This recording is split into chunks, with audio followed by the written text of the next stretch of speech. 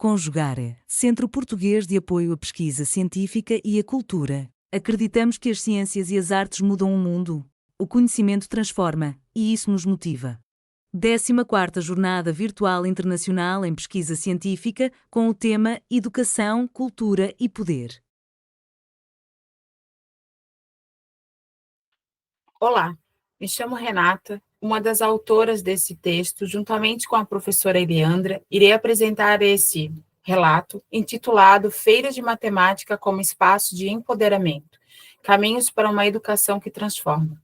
Neste vídeo, queremos compartilhar a experiência de uma professora que ressignificou sua prática por meio de um projeto apresentado na Feira de Matemática junto com seus estudantes. Nosso objetivo é mostrar como esse espaço se constitui como um ambiente potente de empoderamento docente, protagonismo estudantil e resistência à matemática tecnicista. Nesse texto, analisamos a experiência de uma professora de anos iniciais que ressignificou sua prática docente e sua relação com a matemática ao enfrentar o desafio de ensinar o conceito de raiz quadrada, tradicionalmente abordado apenas nos anos finais da educação básica. Provocada pela curiosidade de sua turma, a professora engajou-se em uma proposta colaborativa que articulou a escuta ativa das crianças, o trabalho em parceria com uma pesquisadora e com uma supervisora, culminando em um projeto apresentado na Feira de Matemática. A experiência evidenciou o potencial transformador desse processo coletivo, configurando-se como uma prática pedagógica inclusiva e significativa, que mobilizou o empoderamento docente e promoveu o protagonismo dos estudantes. O contexto é uma escola pública no município de Florianópolis, estado de Santa Catarina, no sul do Brasil, no ano de 2023. A professora Elaine, regente da turma do 3º ano dos anos iniciais do ensino fundamental, foi desafiada pelas próprias crianças a ensinar raiz quadrada. A proposta de trabalhar o conceito de raiz quadrada surgiu a partir do interesse genuíno das crianças, motivado por uma prática cotidiana de cálculo com o número do dia. Em seu depoimento, ela revela um histórico de distanciamento afetivo e insegurança em relação à disciplina, especialmente quando confrontada com situações que exigiam ir além dos conteúdos tradicionais do 3º ano. A sua fala expressa um misto de desconforto, medo de fracassar e, ao mesmo tempo, desejo de superação diante de um pedido dos estudantes. Queremos aprender raiz quadrada. Pense em alguém que desmontou, porque era isso, era uma turma que me desafiava a ser uma professora para além da minha caixinha, dentro da minha zona de conforto. Eu falei para eles que não podia ensinar, porque não sabia como ensinar raiz quadrada.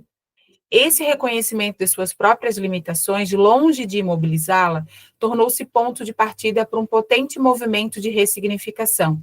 Ao ser provocada pelas crianças a ultrapassar os limites do planejamento pré-estabelecido, Elaine sentiu-se impelida a buscar outros caminhos, mesmo sem saber inicialmente por onde começar. No início, Elaine enfrentou barreiras que iam muito além do domínio de conteúdos.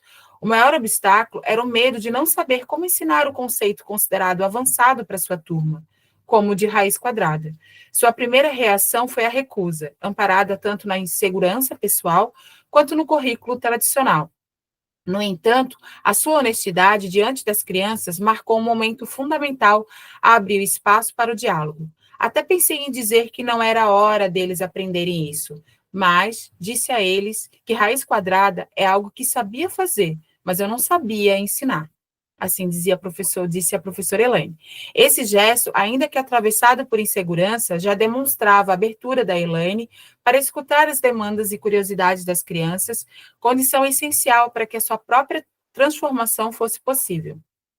No primeiro semestre de 2023, a inserção de uma professora pesquisadora na turma representou um elemento catalisador para o desenvolvimento do trabalho com a raiz quadrada. A pesquisadora, também docente de matemática, estabeleceu contato prévio com a professora, solicitando autorização para realizar sua pesquisa de doutorado com a turma. Ao ingressar no espaço escolar, adotou uma postura dialógica, promovendo o diálogo não só com a professora da turma, mas também com as crianças, possibilitando a escuta das percepções, dúvidas e interesses. A partir dessa interlocução, a pesquisadora propôs às crianças colaborar com a sua pesquisa de doutorado, oferecendo em troca o ensino do conceito de raiz quadrada. Dessa negociação, emergiu uma parceria articulada entre 3 professoras: Elaine, a regente da turma, a professora pesquisadora e a supervisora escolar, que prontamente se engajaram na construção conjunta de propostas pedagógicas. Utilizando recursos lúdicos e materiais concretos, desenvolveram atividades voltadas para o ensino da raiz quadrada de forma acessível e contextualizada para as crianças. Essa demanda espontânea foi acolhida como oportunidade pedagógica e transformada em projeto coletivo. O desenvolvimento do material didático baseou-se em malhas quadriculadas e no conceito de quadrados perfeitos, relacionando a raiz quadrada à área de figuras geométricas.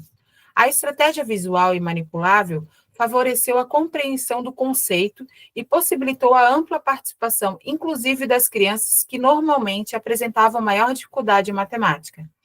Juntas, professoras e crianças resolveram levar o trabalho para a Feira Municipal e Regional de Matemática. A experiência em participar da feira promoveu o protagonismo das crianças que não apenas dominaram esse conceito, mas também se responsabilizaram por ensinar outras pessoas durante a feira. A confiança e a autonomia expressa pelos estudantes são reveladoras no impacto formativo da proposta, conforme relatado por Elaine.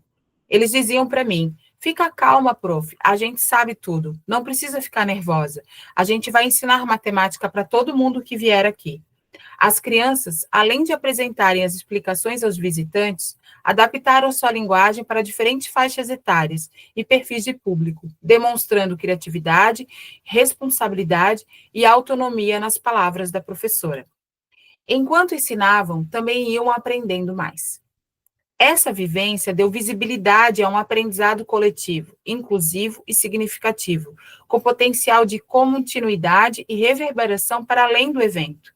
Segundo a professora, as crianças ainda hoje relembram a experiência e expressam o desejo de voltar à feira, evidenciando o caráter duradouro da formação promovida pela proposta. A sala de aula virou uma bagunça deliciosa. Todas as crianças se envolveram, todas sem exceção.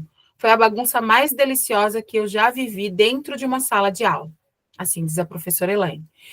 Essa experiência também refletiu na postura da professora Elaine em relação à matemática. Ao longo do processo, ela passou a demonstrar entusiasmo e orgulho, não apenas pelo aprendizado das crianças, mas também por sua própria capacidade de ensinar conteúdos que antes julgava complexos para sua turma.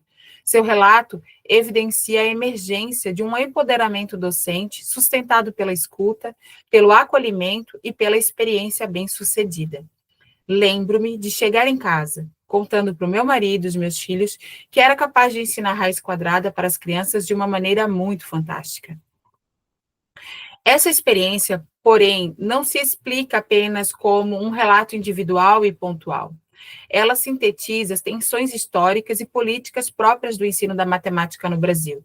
A trajetória da professora Elaine, protagonista desse estudo, evidencia como a insegurança docente diante da disciplina, assim como o sentimento de inadequação que afeta tantos estudantes, não são apenas frutos das dificuldades pessoais, mas a expressão de um modelo pedagógico excludente e tecnicista ainda dominante nas escolas. A matemática, tal como historicamente se consolidou no currículo escolar brasileiro, tem servido mais para excluir do que para incluir. Ao longo do tempo, tornou-se símbolo de rigor, neutralidade e excelência intelectual, sendo frequentemente apresentada como um conjunto de técnicas abstratas a serem memorizadas e aplicadas sem questionamento ou relação com a realidade dos sujeitos. Essa lógica tecnicista não é neutra, ela estabelece uma barreira simbólica e material, produzindo fracasso escolar e perpetuando desigualdade social, assim como defende Scovimose e Dombrosio. Essa abordagem hegemônica, além de excludente para os estudantes, também produz insegurança e desvalorização dos próprios professores.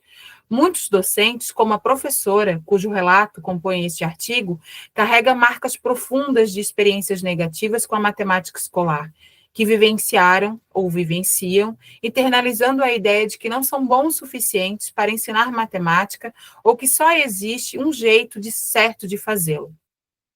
Ao reconhecer que a matemática não é neutra e que suas práticas escolares têm implicações políticas, torna-se urgente pensar em caminhos que rompam com essa lógica. É preciso deslocar a matemática do lugar do instrumento de opressão para o instrumento de emancipação. As feiras de matemática abrem uma brecha nesse cenário. Elas valorizam e saberes diversos, promovem protagonismo estudantil e docente e democratizam o acesso ao conhecimento matemático, tornando-se significativo e vivo. As feiras de matemática constituem-se como uma alternativa concreta à lógica tecnicista de ensino da matemática, enquanto o modelo tradicional tende a ser individualizante, centrado na reprodução de técnicas e procedimentos baseados na lógica do acerto e do erro. As feiras de matemática se constituem como espaços coletivos, públicos, horizontalizados, que estimulam a escuta e a agência dos participantes, reunindo professores, estudantes, familiares, gestores e membros da comunidade em torno da socialização de saberes matemáticos enraizado na experiência e no cotidiano. Como afirma Gonçalves, trata-se de uma proposta que não se limita à lógica de conteúdos, mas que ancora em práticas educativas democráticas, colaborativas e afetivas. A matemática, neste evento, ganha vida, cor e contexto, torna-se linguagem, expressão crítica e criação. Estudantes de diferentes territórios e condições sociais vivenciam situações formativas em que a matemática deixa de ser um fim em si e passa a ser meio para ler o mundo, questioná-lo e transformá-lo. As práticas colaborativas, os critérios de avaliação construídos coletivamente e a recusa a uma lógica classificatória excludente reforçam um compromisso com a justiça social e a inclusão, articulando o ensino da matemática à construção de um projeto democrático de escola, conforme defende Gonçalves. A experiência vivida por Elaine e sua turma nos provoca a refletir o seguinte: a quem serve a matemática quando ensinada como técnica abstrata, excludente e desumana? Quem ela inclui e quem ela silencia? Que matemática queremos ensinar e aprender? Reivindicar uma matemática viva, situada, construída no diálogo entre saberes e ancorada na realidade dos sujeitos, não é um luxo, é um direito. É também uma escolha política. A escolha por uma escola que não reproduz hierarquias, mas que forma sujeitos autônomos, críticos e criativos. Como nos lembra Scovis Mose, a matemática pode ser uma ferramenta de justiça social, desde que não esteja a serviço da exclusão, mas da transformação.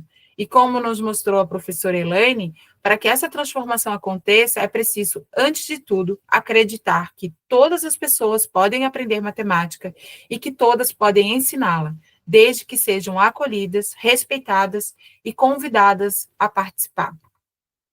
Muito obrigado.